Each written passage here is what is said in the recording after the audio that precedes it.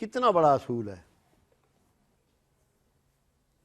ہمارے ہاں اس کو سمجھا ہی نہیں گیا۔ اس کو ہم کہتے ہیں سیلف ریسپیکٹ، خود اپنی عزت کرنا۔ جو شخص اپنی عزت نہیں کرنا جانتا وہ دوسرے کی کیسے کر سکتا ہے؟ رسول اللہ صلی اللہ علیہ وسلم نے ایک بار فرمایا کہ کچھ ایسے لوگ بھی ہیں جو اپنے ماں باپ کو گالیاں بکتے ہیں۔ یا رسول اللہ صلی اللہ علیہ وسلم، ایسے لوگ بھی کیسے ہو سکتے ہیں؟ کون ہے ایسا؟ فرمایا جو دوسرے کے ماں باپ کو برا بھلا کہتے ہیں، اس کے بدلے میں ان کو ماں باپ کو گالیاں دی جاتی ہیں، تو وہ انہوں نے دی جنہوں نے پہلے اس کو انیشیٹ کیا۔ جو اپنی عزت خود نہیں کرتا، اس کا مطلب ہے کہ وہ معاشرے میں دوسروں کی عزت نہیں کرتا، دوسروں کا احترام نہیں کرتا۔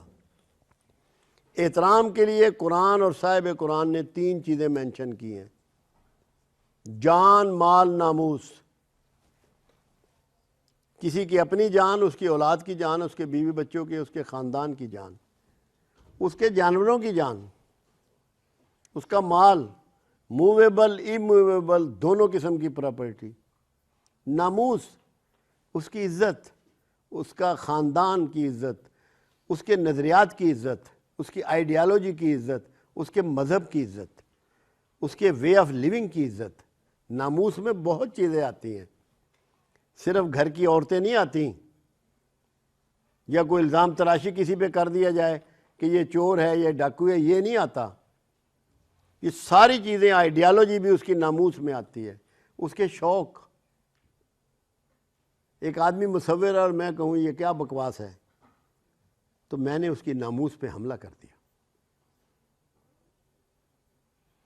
جب یہ 3 چیزیں آپ کے لیے رسپیکٹڈ ہو جاتی ہیں، اپنی، آپ کو ان 3 چیزوں کو اپنی محفوظ بنانا ہے، جان، مال، ناموس، وہ تبھی ممکن ہے کہ آپ کے ہاتھ اور زبان سے کسی کی ان 3 چیزوں کو کوئی ذکر نہ پہنچے، کوئی تکلیف نہ پہنچے، کوئی آزار نہ پہنچے، کوئی نقصان نہ ہو، تب یہ پاسبل ہے۔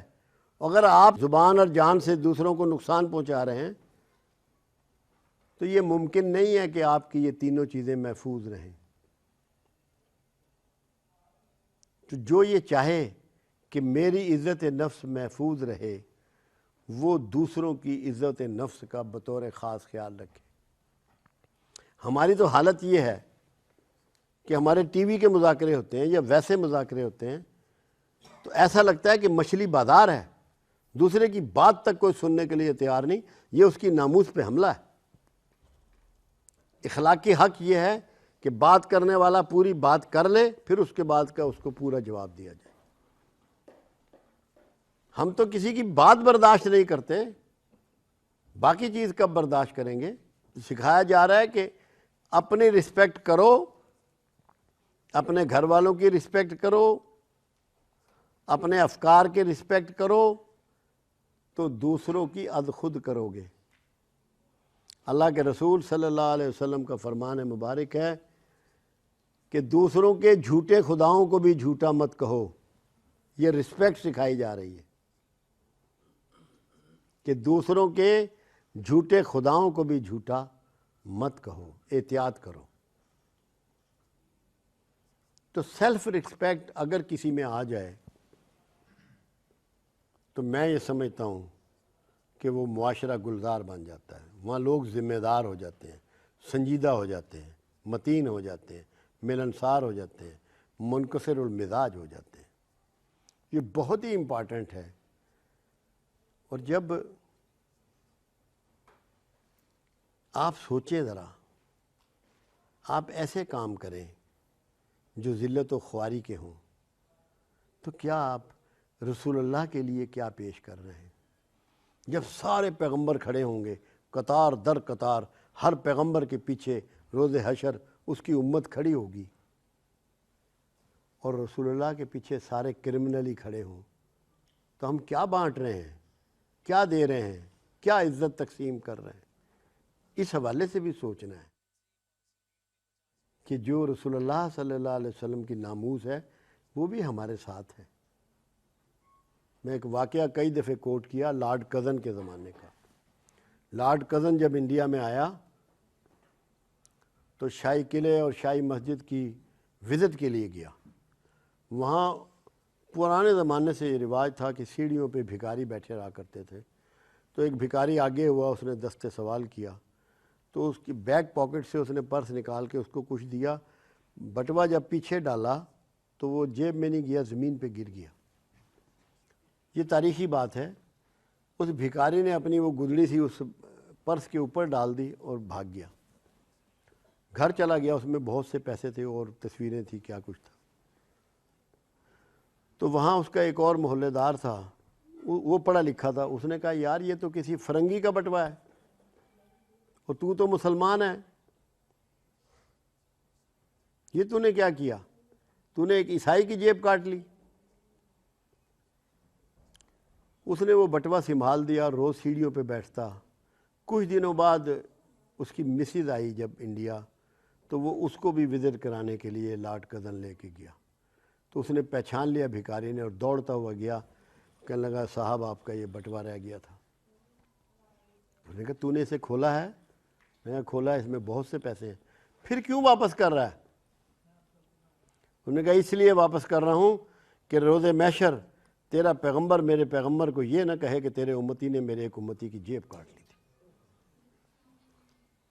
یہ ہے ناموس کا سمجھنا، یہ ہے اپنے مذہب کی عزت، یہ ہے اپنے رسول کی عزت، یہ ہے آپ کی اپنے خیالات کی عزت، اپنے رویے کی عزت۔ تو جب یہ چیزیں پیدا ہو جائیں، آپ میں اتنا احساس ذمہ داری پیدا ہو جائے، تو آپ اللہ کے مقرب بن جاتے ہیں۔ یہ وہ سمجھانا چاہتے ہیں۔ تو اللہ کرے یہ بات ہمارے پلے پڑ جائے کہ ہم اتنے ذمہ دار ہو جائیں کہ اس انداز میں سوچنا شروع کر دیں، اور ان بڑے بڑے ولیوں کی جو ترجیحات ہیں، جو ان کی تعلیمات ہیں، وہ ہمارے پلے پڑ جائیں۔ اللہ کرے کہ ایسا ہو جائے۔